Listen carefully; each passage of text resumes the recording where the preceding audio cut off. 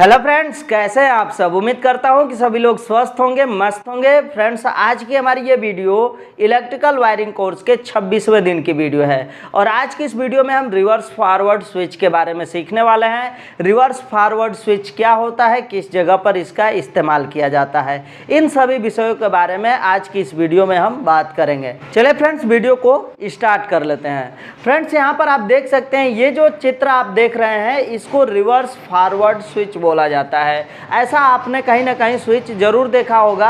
यह अक्सर ही 16 एम्पियर में आता है। अब ये 16 एम्पियर में आएगा और इसका वर्क क्या होता है, तो इसका मेन काम होता है किसी भी मोटर को उल्टा और सीधा चलाना, मतलब रिवर्स और फॉरवर्ड में चलाना।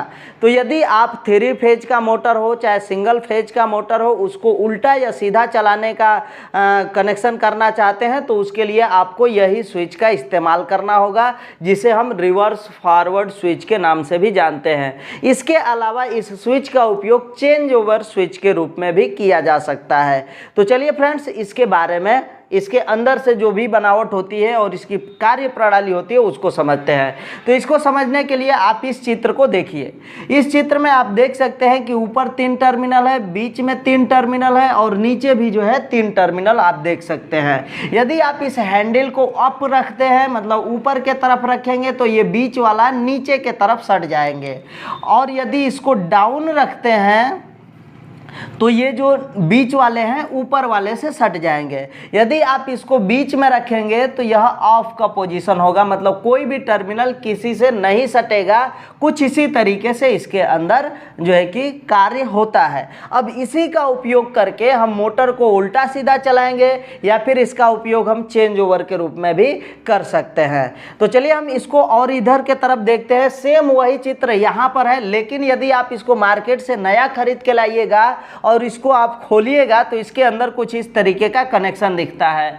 आपको एक साइड वाले जो 3 लाइन जो एक ही साथ जो आप देख सकते हैं 3 स्क्रू दिख रहा है, उसके ऊपर और नीचे वाले को एक तार के द्वारा जोड़ा गया होगा। और यदि इसके अलावा इन दोनों लाइन की बात की जाए तो ऊपर वाले दोनों जो है नीचे वाले दोनों से क्रॉस में जोड़े गए होंगे, जैसा कि आप इस चित्र में देख सकते हैं। तो कुछ इसी तरीके से इसके अंदर कनेक्शन होता है। वास्तव में यह मोटर को, ये मोटर है हमारा, इस मोटर को उल्टा और सीधा चलाने के लिए आता है। तो सबसे पहले हम इसका कनेक्शन हम मोटर के साथ ही करके देख लेंगे कि मोटर को यह उल्टा और सीधा कैसे चलाता है। तो यहां पर हम सबसे पहले सिंगल फेज मोटर की बात करेंगे। सिंगल फेज, ये सिंगल फेज का मोटर है और सिंगल फेज के मोटर में आप देखेंगे तो 3 तार निकला रहेगा, जिसमें एक तार होता है C, एक S और एक R। यदि मोटर का कनेक्शन आपको पता होगा तो आप समझ सकते हैं कि CSR जो होता है उसको कैसे कनेक्शन किया जाता है कैपेसिटर के साथ।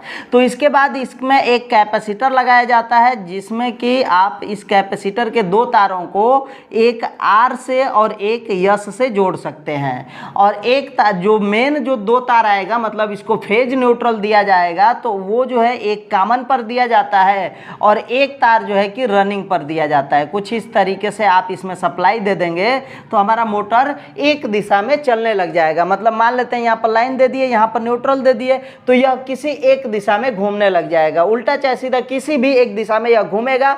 यदि आप उसके दिशा को बदलना चाहते हैं तो ये जो फेज सप्लाई है इसको कैपेसिटर के दूसरे वाले पॉइंट पर रखना है, जिस पे आपका स्टार्टिंग पॉइंट जुड़ा हुआ है। यदि आप इसको इस पे रखेंगे तो यह इसका जो दिशा है वो बदल जाएगा। अब इसी का उपयोग करके हम इस मोटर को उल्टा या सीधा के घुमाएंगे और इसका इसके अंदर कनेक्शन करेंगे।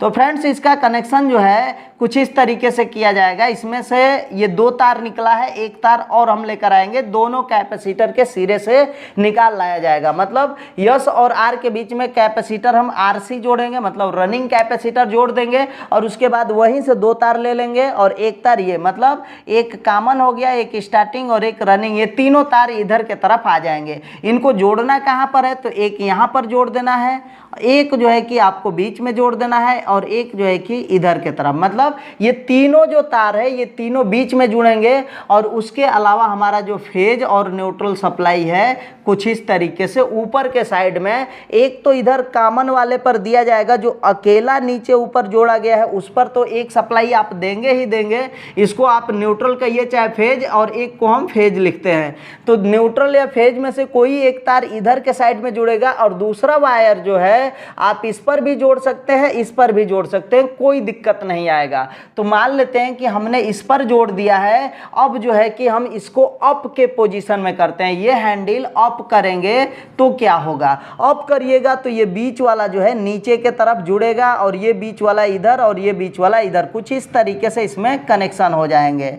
तो इस तरीके से आप देख सकते हैं कि सप्लाई यदि आर पर मिलेगा तो सीधा चलेगा, यस पर मिलेगा तो उल्टा चलेगा, इतना ध्यान रखिएगा। और एक सप्लाई हमारा कॉमन पर लगातार मिलना चाहिए। तो यहाँ पर आप देख सकते हैं कॉमन पर ये सप्लाई एक मिल रही है और दूसरी सप्लाई कहाँ मिल रही है, ये जो फेज वाली सप्लाई है यहाँ पर आई है और यहाँ से डायरेक्ट यहाँ आई है। और अभी जो है हमारा चेंज ओवर जो है, मतलब ये रिवर्स फॉरवर्ड स्विच जो है बीच वाला, ये इस बीच वाले से जुड़ा है। तो यहाँ से जो सप्लाई है इधर आकर के यस पर आ गई, मतलब ये उल्टा चलने लगा। एक बात और बता दें कि जिस पॉइंट पर ये सप्लाई जाती है वो यस नहीं रह जाता है, वो आर रह जाता है, मतलब उसको रनिंग वाइंडिंग बोलेंगे और इसको जो है स्टार्टिंग वाइंडिंग। यदि इस पर चलता है तो इसको रनिंग वाइंडिंग, इसको स्टार्टिंग वाइंडिंग, मतलब जिस पर मोटर चल रहा है उसी वाइंडिंग को हम रनिंग कहते हैं। ये चीज़ आप ध्यान रखिएगा। तो यहाँ पर हमने इधर सप्लाई दे दिया तो ये वाले पर ये उल्टा चल रहा है। अब हम हैंडल को डाउन के तरफ करेंगे, जैसे अप किए थे तो ये नीचे सटा था, डाउन करेंगे तो ऊपर सट जाएगा। तो इसको हम डाउन कर लेते हैं। डाउन करिएगा तो ये नीचे से इसका कनेक्शन ऐसे हट जाएगा और हटने के बाद ऊपर वाले से कुछ इस तरीके से सट जाएगा। तो इस तरीके से जब ये सटता है तो आप देख सकते हैं न्यूट्रल तो हमेशा कॉमन के साथ जुड़ा हुआ है। आप देख सकते हैं चाहे ये नीचे रहे चाहे ऊपर, ये बीच वाला ऊपर चाहे नीचे जुड़ेगा, जिसमें से न्यूट्रल सप्लाई इसको मिलता रहेगा।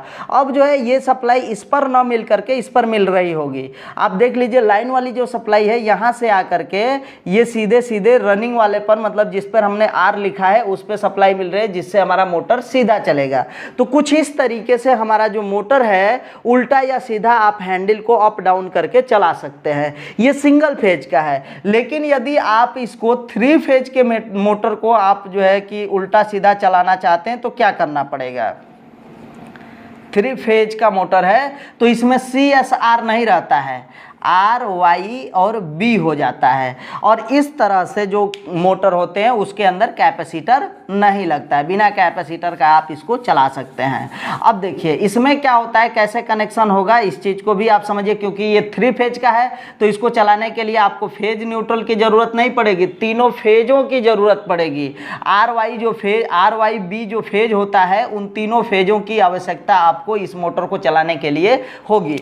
अब इस मोटर में एक खासियत आपको बता दें, एक विशेषता बता दें कि यदि आप R का R में, Y का Y में, B का B में जोड़ देते, मतलब तीनों फेज ला करके इन तीनों में जोड़ देते, कोई किसी में मान लेते हैं कि जोड़ देंगे, तो जोड़ने के बाद इसकी दिशा जो है कि कोई ना कोई एक दिशा होगी, चाहे उल्टा या सीधा कोई ना कोई चलेगा। यदि आप इसके दिशा को परिवर्तन करना चाहते हैं तो कोई एक फेज को आपस में चेंज कर देंगे तो इसकी दिशा बदल जाएगी। तो वही प्रक्रिया हम जो वही कार्य जो है इस रिवर्स फॉरवर्ड स्विच से करा देते हैं। तो वो कैसे होगा, तो इन तीनों तारों को आप फिर से उसी तरह से इनके बीच वाले में जोड़ देंगे ऐसे, और यहाँ पर ये लाइन न्यूट्रल नहीं जाएगा, ये 3 फेज जाएगा। अभी इसमें भी तीसरा वाला फेज लग जाएगा, चाहे आप उस फेज को तीनों को ऊपर दीजिए चाहे नीचे दीजिए, उसमें कोई दिक्कत नहीं है। यहाँ पर R, Y और B है।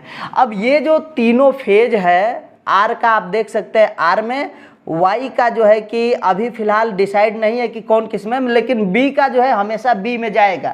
ये बात क्लियर है कि B वाला जो सप्लाई है, चाहे ये हैंडल अप रहे चाहे नीचे रहे, ये B का B में जाएगा। लेकिन अब हम इसको अप या डाउन करके देख लेते हैं। पहले डाउन है तो डाउन करके देख लीजिए, डाउन करेंगे तो ये ऊपर वाले से ऐसे सटेंगे, ऐसे सट जाएंगे। आप देख लीजिएगा कि कौन सा सप्लाई कहाँ पर जा रहा है। इसमें क्या जा रहा है, R जा रहा होगा, इसमें जो है कि Y जा रहा है, ऐसे Y जा रहा है, और इधर जो है आपका B जा रहा है। मतलब ये तीनों फेज जो है तीनों फेजों में जा रहा है, तो जिससे हमारा मोटर सीधा चल रहा है। यदि हम इसको अप कर देते हैं, हैंडल को ऊपर के तरफ करिएगा, तो ये जो बीच वाला जो पॉइंट है वो नीचे के तरफ जुड़ जाएगा, कुछ इस तरीके से जुड़ेगा।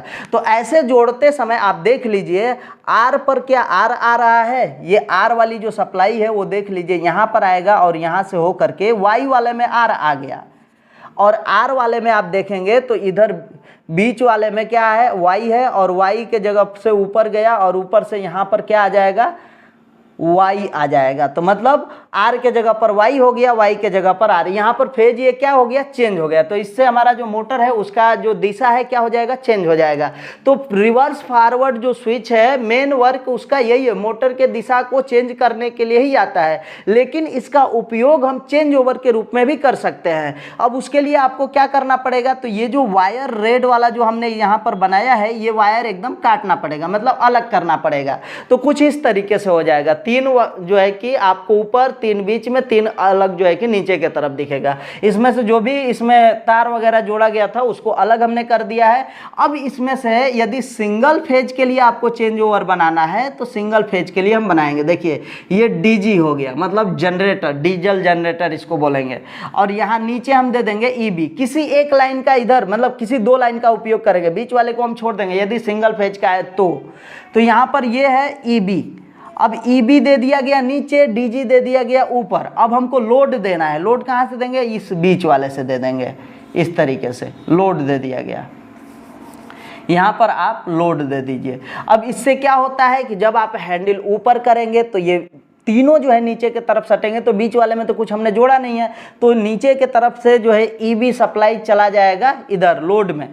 यदि आपने नीचे किया हुआ है तो ये बीच वाला ऊपर वाले से सटेगा, तो डीजी जो है चला जाएगा आपके लोड पर। उम्मीद है कि आपको ये रिवर्स फॉरवर्ड स्विच आसानी से समझ में आ गया होगा। यदि आपका कोई सवाल रह गया है तो वीडियो के नीचे कमेंट बॉक्स में अपना सवाल पूछिएगा। चलिए फ्रेंड्स, आज के लिए बस इतना ही, मिलते हैं नेक्स्ट वीडियो में नेक्स्ट टॉपिक के साथ। तब तक के लिए जय हिंद, वंदे मातरम।